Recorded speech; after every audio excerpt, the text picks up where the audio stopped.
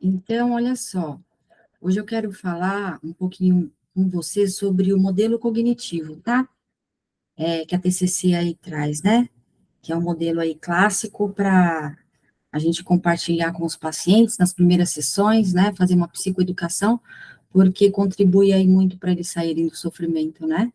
Bem, então vamos lá, ó. Eu vou olhar aqui para baixo, tá? Porque eu estou aqui no meu tablet, que ele é bem didático, né? Essa lousa aí virtual, e aí ajuda a gente a falar um pouquinho desse modelo, tá? Então vamos lá, ó. Eu vou passando a canetinha aqui para vocês me acompanhando, tá? Então, olha aí, né? O modelo cognitivo, tá? Que é chamado também de um esqueminha aí, não é?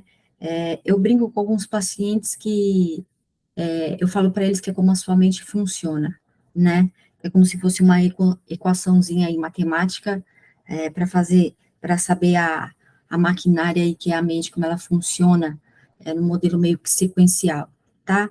Bem, então vamos lá, ó. O que a TCC fala? Olha que interessante. Que nós funcionamos no mundo, digamos assim, baseado aqui, ó, nessas crenças centrais, tá? Crenças centrais que ela traz aí, ó, de desamor, desamparo e desvalia, tá?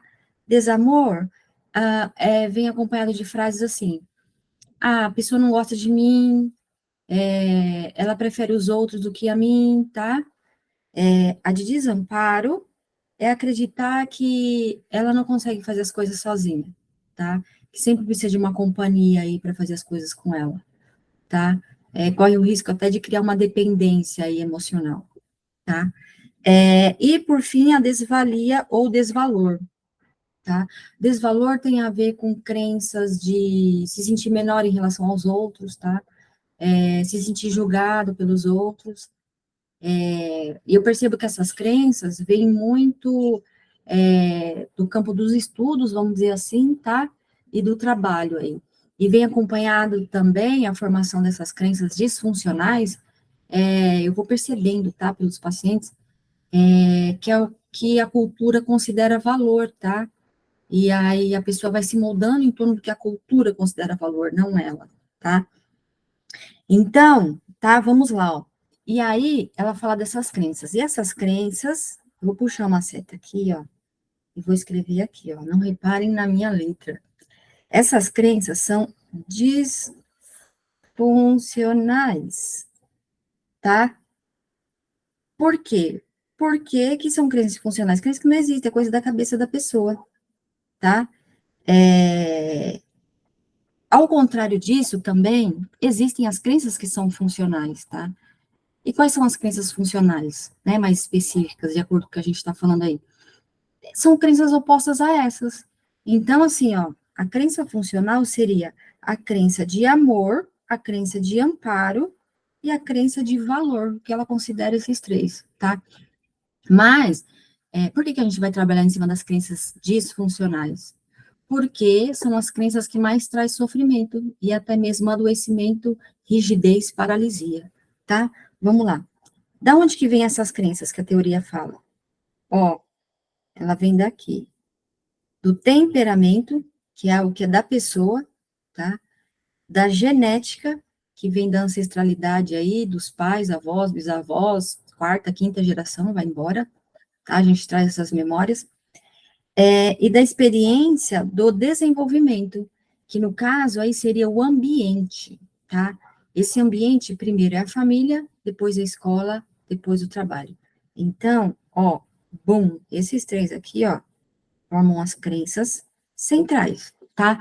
Essas crenças centrais também, a gente pode chamar também de tríade cognitiva, tá? Essa tríade cognitiva é a maneira como a pessoa se vê, como ela vê os outros e vê o futuro, tá? E aí formam as crenças, tá? E crenças é isso, que pode ser funcionais ou disfuncionais, tá bom? Então, vamos lá. Olha só, e aí começa a mecânica da nossa mente, nosso padrão, tá? Quando ativam crenças centrais, tá? O que vai acontecer? A pessoa vai ter pensamentos aqui, ó, automáticos. Deixa eu escrever aqui, ó. A pessoa vai ter pensamentos automáticos, tá certo? Pensamentos automáticos, mas seguindo, que por sua vez vai refletir em como ela se sente, tá? Que no caso são as emoções, e por último, em como ela se comporta, tá? Que é a ação dela, qual a ação que ela adota quando ativa uma crença central aí, por exemplo, de desvalor, tá? Que é a que mais aparece geralmente, tá? E esse comportamento é chamado de estratégia compensatória, mas eu já chego aí nesse comportamento. Quero ficar aqui por enquanto, ó, nos pensamentos automáticos. Então, olha só que interessante, tá? Quando ativa a crença central de desvalor, tá? Ou desvalia, vai vir o quê? Como eu disse, pensamento automático. Esses pensamentos automáticos, por vezes, na maior parte das vezes, quando ativa, a maior parte das vezes não, tá? Corrigindo. Quando ativa a crença central disfuncional, a pessoa vai ter pensamentos automáticos chamados de erros cognitivos. O que são esses erros cognitivos? Ó, vou puxar uma seta aqui para cá também. São pensamentos que não têm evidências, ok? Não tem verdade, é coisa da cabeça da pessoa, tá? Vem esses pensamentos automáticos. Ó, e veja você, eu deixei aqui do lado. Olha quantos pensamentos automáticos existem, que são chamados também, ó, de distorções cognitivas, tá? Olha aí, ó. Tem todos esses daí, tá? Se vocês quiserem essa tabelinha aí, depois vocês podem me pedir que eu envio para vocês aí, tá? E, ó, eu vou ler para você a primeira distorção cognitiva. É chamada pensamento do tudo, tudo ou nada. Veja aí o exemplo, ó. Se eu não for um sucesso total, sou um fracasso. Tá entendendo? Pensamento de tudo ou nada, pensamento extremista. Quando que acontece essa distorção? Olha só, quando tem gatilho, tá? A gente chama de gatilho. Gatilho pode ser algo que acontece no ambiente, tá? Ambiente, por exemplo, alguém falou alguma coisa, ou você viu algo, sei lá, na TV, sabe? Ou você leu, enfim, algo fora, tá? É chamado de gatilho. E também tem o gatilho que a gente chama de imagem mental, tá? Imagem mental, sei lá, você está deitado, você está de boa no sofá, e aí começa a vir memórias ou lembranças, imagem mental. E aí o que acontece?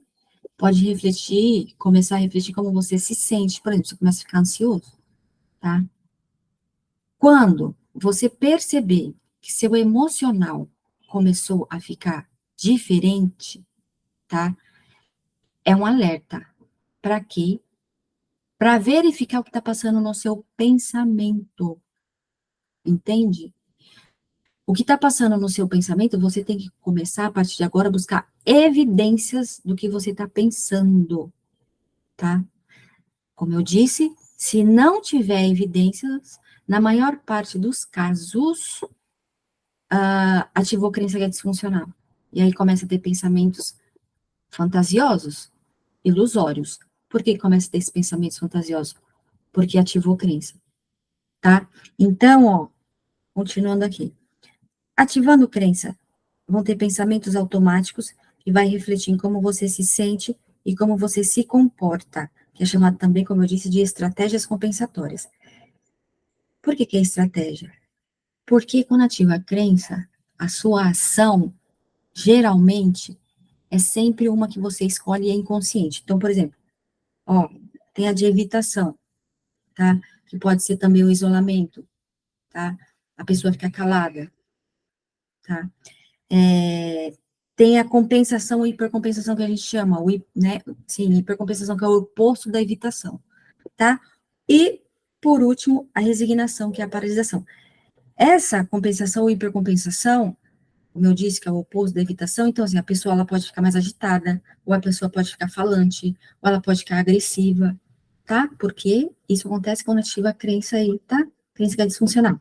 E a resignação ou paralisação, a pessoa pode ficar imóvel, ela pode ficar sem reação, ela pode paralisar, né? Literalmente, diante de uma situação aí, gatilho, que mexeu com o emocional dela, porque ativou a crença aí que é disfuncional. tá certo? E veja você, ó, já estão finalizando, entre as crenças centrais e os pensamentos automáticos, existem também, ó, aqui do lado, as crenças intermediárias, tá? Essas crenças intermediárias acontecem sempre no plano do pensamento, entende? Então, assim, ativou a crença central de desvalor, qual atitude que você tem em relação ao gatilho, tá? Como que você age ali? Quais são as suposições que vai passando pela sua cabeça, tá? Qual é a regra que você adota, tá certo? Quais são as expectativas que você tem? Essas expectativas são de futuro. O que pode acontecer com você no futuro quando ativa uma crença de desvalor, tá? Então, por exemplo, ó, ativou uma crença aqui de desvalor, quer ver? Eu vou vir aqui para o lado. Você pode ter um pensamento do tipo, ó, se eu não for um sucesso total, sou um fracasso. Então, ou seja, se tem essa regra dentro de você, isso é uma crença intermediária, tá? Quando ativa a crença de desvalor. Você já tem esse pensamento que passa pela sua cabeça. Tem uma regra, tá certo? E aí, por que que isso forma um padrão? Ó, vou vir aqui para baixo. Seguinte, já deixei até aqui porque eu sempre compartilho esses modelinhos com os pacientes e volto a dizer, não repare na minha letra. Olha o que acontece na mente, dentro de você, quando ativa crença, tá? Dentro de você, crença, no caso, disfuncional, tá? Olha aí, vão ter, quer dizer, né? Deixa eu colocar aqui com a caneta para você me acompanhar. Ó.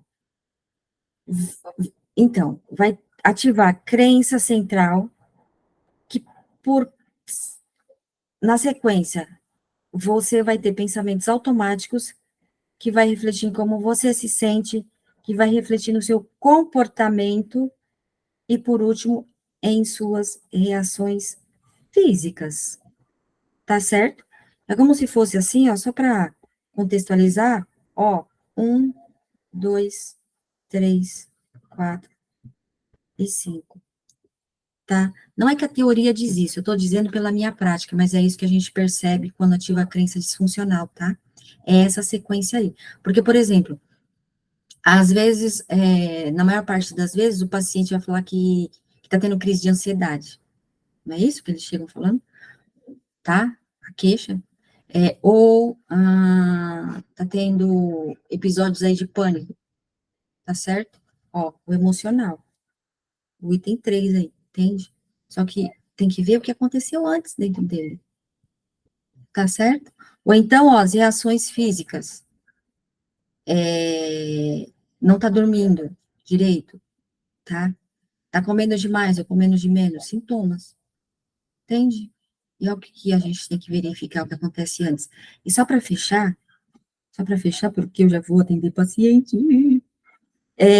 eu tenho o costume de fazer esse desenho desse iceberg aí, tá? Por quê? Porque esse iceberg é como se fosse, deixa eu colocar aqui do lado, ó, a nossa mente, entende? Essa linha vermelha aí, tá certo? Ó, é como se fosse a linha do mar. Entende? Acima da linha do mar estão os pensamentos automáticos, olha só, tá? Que corresponde aí ao nosso consciente, que por sua vez representa 5% do que nós somos, entende? Abaixo da linha do mar, olha aí, ó, tá? Que aí a gente já vai olhar ali, ó, para o nosso inconsciente, que corresponde a 95% do que nós somos, tá certo?